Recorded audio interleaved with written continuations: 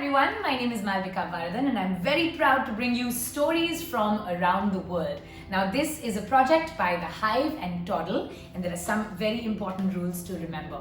Number one, listen really carefully to these stories. Number two, don't be afraid to pause this video and act along and follow the instructions, alright? And number three, right after we finish reading our stories, after our story time, don't forget to try out all the cool craft activities in your Toddle box and make sure that you get your hands dirty. And ladies and gentlemen, the very first story from Stories from Around the World is about a spider. It says, Anansi brings stories to the world. And it's from the continent of Africa. So let's read. Without Anansi the spider, the world would have no stories because he was the one who climbed to the clouds to fetch them.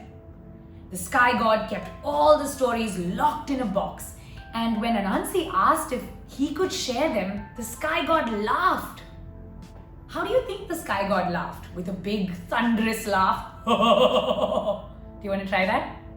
Pause and try it yourself. And what did the sky god say after he laughed? He said, "You must capture the 4 creatures first," he said. "A sneaky python, a ferocious leopard, an angry hornet, and an invisible fairy." How do you catch something that's invisible? That must have left this spider very confused. Can you show us that confused face? A sneaky python, a ferocious leopard, an angry hornet, and an invisible fairy? Well, Anansi went home and told his wife what had happened. She said, "The sky god thinks he set you an impossible task, but together we can work out what to do." How do you think she said that? She was probably very confident, right? She said, "But together we can work out what to do." Maybe you can try that dialogue. The two of them plotted until they had made 4 clever plans. The next day, Anansi took a long stick and went to find the python. How long do you think that stick was? Well, for a spider, even this is a very long stick. Or this, or this, or this. And the snake said, let's practice our snake voice. "What are you doing with that stick?" The python hissed irritably.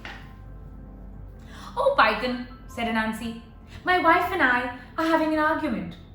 She says you are shorter than this stick, but I say that you are longer."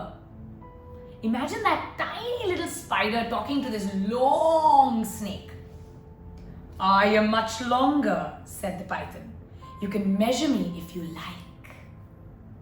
Anansi put the stick on the ground and the python laid down next to it. "Keep still while I measure you," said Anansi.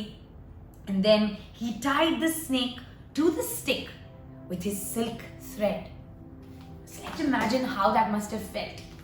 He used that thread and he tied the snake and must have taken so much of effort and pulling and stretching until he was completely done tying the snake to the thread.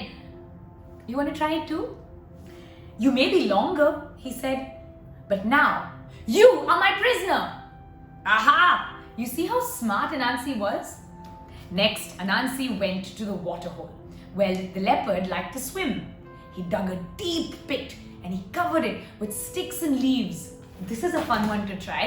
So you get on your fours and you dig and you dig and you dig and you dig and you dig and you dig. Come on, put all that effort into digging and then you cover it up with sticks and leaves. Wow. And then he waited for the leopard to fall in. And the leopard did fall in. "Oh, leopard," said Anansi, rushing over to the pit and pretending to be surprised. "What's happened?" How would you fake that surprised look? Because Anansi is not really surprised, is he? He looks inside and he says, "Someone set a trap," growled the leopard angrily. "Pull me out!" I imagine a ferocious leopard has a very loud voice, so maybe you can try that too. "Pull me out!" Anansi spun a strong rope and tied one end to the top of a willow tree. And he bent the tree over until the branches dangled into the pit and told the leopard to tie his tail to the other end of the rope. And when the knots were tight, Anansi let go of the tree and swoosh! It snapped upright, taking the leopard with it. "You may be out of the hole," said Anansi, "but now you're my prisoner." Anansi filled a gourd with water because you see, the sky god had asked for 4 things, right? The first was a snake, the next was the leopard. We got the snake, we got the leopard, and now we need to find the angry hornet. So Anansi filled a gourd with water and went to the tree where the hornets lived with his brothers and his sisters. He threw the water over the nest, shouting, "Oh hornets, the rain is coming! Shelter in this empty gourd!" How do you think Anansi tried that line? How do you think he said it? He probably shouted out very loud, right? Because the hornets were buzzing all around the tree. "Oh hornets! The rain is coming! Shelter in this empty gourd!" Maybe you can try it. All the hornets buzzed gratefully inside, and Anansi stopped up the opening with a leaf. "You may be safe from the rain," said Anansi, "but now you are my prisoners too."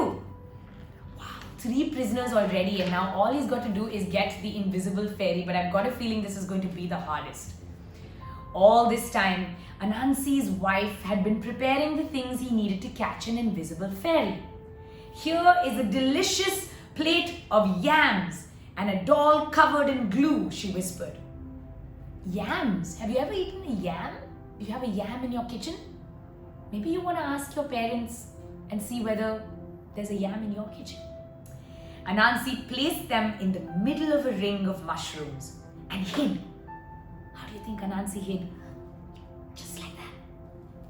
Before long, he heard a tinkling voice asking for a yam, although no one was in sight. "Answer me or I'll pull your hair," it squeaked. The doll stayed silent, and Anansi heard a squelch. The fairy had pulled the doll's hair and was stuck fast to the icky, sticky glue. "You may be invisible," Anansi chuckled, "but now you are my prisoner." So we got the snake, and then we got the leopard, and then we got the hornets, and then we got the invisible fairy. So Anansi had already got everything he needed, and he went back up and said, "Sky God, I've done everything you've asked." Let's try your loudest voice. How loud can you be? So loud that even the skies can hear you. "Sky God." Okay, you try it. Anansi shouted. The sky rumbled, and the box of stories floated down on a cloud, ready for Anansi to open and share with the world. What a clever spider. We hope you enjoyed that story, and we hope you enjoyed acting along. Now don't forget to get your hands dirty and start doing all of the craft activities associated with that story. And remember, even if we can't get on planes and travel around the world, stories and words can help us go anywhere.